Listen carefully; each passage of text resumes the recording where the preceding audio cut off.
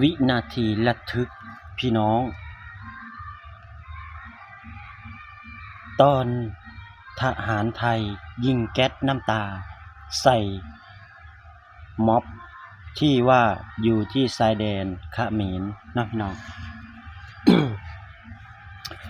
นี่แหละเหตุการณ์เนาะพี่น้องเนาะเหตุการณ์ที่ว่าชลมุนวุ่นวายเนาะพี่น้องเนาะพวกเขมรพวกที่บ่รู้จักบุญคุณแม้แต่พระยังบ่เว้นยังออกมาใส่กับพวกประชาชนเนาะพี่น้องเนาะแบบว่าโอ้ยเห็นแล้วเวทนาอีหลีเนาะเวรกรรม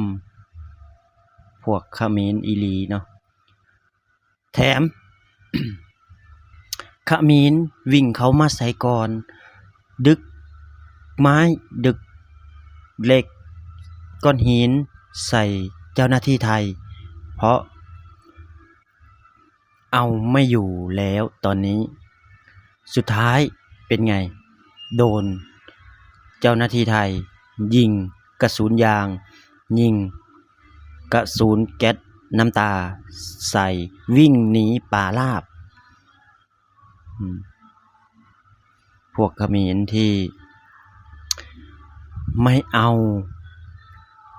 อยากได้ของคนอื่นอยากได้ของคนอื่นมาเป็นของตัวเองวุ่นวายจริงๆตอนนี้ที่ชายแดนเนาะพี่น้องเนาะบอกได้เลยนะว่าระทึกมาก แถมยังต่อหน้าต่อตายังกล้าขโมยยังกล้าเฮ็ดปานนี้เนาะตำรวจทหารเขมรแต่ไม่มีสมองไม่มีปัญญาที่จะสั่งให้คนเขมรหรือคนกัมพูชาหยุดได้ไม่ห้ามไม่ทำอะไรเลยแถมยุแย่ด้วยให้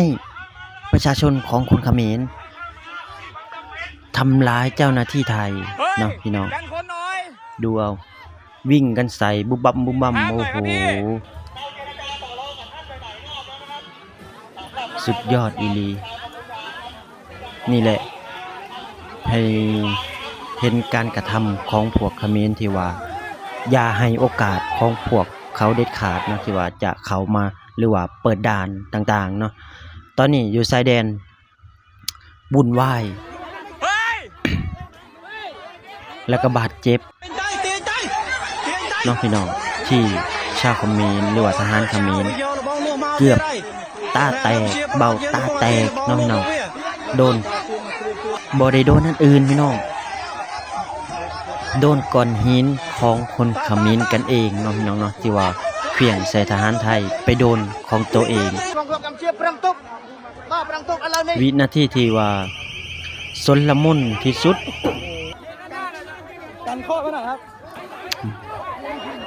บ่ฮู้ว่าจักใหม่จักเล็กเนาะตีใส่ทหารไทยเนาะพี่น้องเบิ่งพู้ หน้าด้านหน้ามึนอีหลีพวกเขมรนี่เนาะพี่น้องเนาะหน้าด้านหน้ามึนชิบหายเลยตัวนี้บอกได้เลยนะว่าโอ้โหจังไล่พวกจังไล่พวกไม่มีการศึกษาดีกว่าอยากได้ของคนอื่นไปเป็นของเจ้าของที่ดินกับที่ดินของคนไทยเนาะมาอยู่ก็มาอยู่พึ่งพาใช้แผ่นดินไทยอยู่แต่ยังมาประท้วงแย่งชิงชายแดนแผ่นดินนะพี่น้อง บอกได้เลยนะว่าคนไทยก็ไม่ยอมเหมือนกันสุดท้ายลงมือก่อนเปิดฉากใส่ไทยก่อนไทยไม่ทนยิงกระสุนใส่สุดท้าย ทหารกัมพูชาคนกัมพูชาโดนบาดเจ็บนะพี่น้องเนาะนี่คือเวรกรรมของพวกมันทำไว้เนาะพี่น้องเนาะเอาพาคลิปนี้กับ